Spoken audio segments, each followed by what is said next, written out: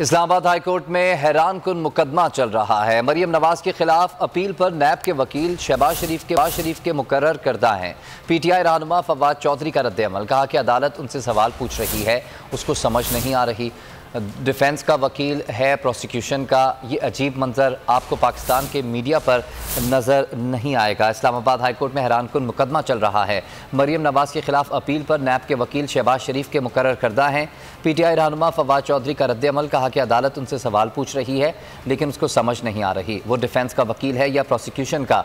ये अजीब मंजर आपको पाकिस्तान के मीडिया पर नज़र नहीं आएगा। मैं हूँ इमरान रियाज खान। अब आप मुझे देख पाएंगे सिर्फ बोल न्यूज़ पर।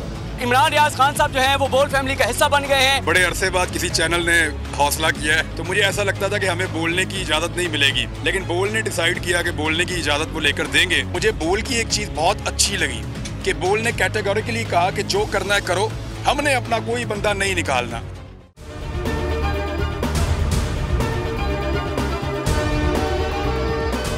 सबसे ज्यादा व्यूज, सबसे ज्यादा रील्स और सबसे ज्यादा रेटिंग के साथ बोल अब भी नंबर 1 पोजीशन पर बरकरार। सब्सक्राइब करें और बेल दबाएं ताकि कोई खबर रह न जाए।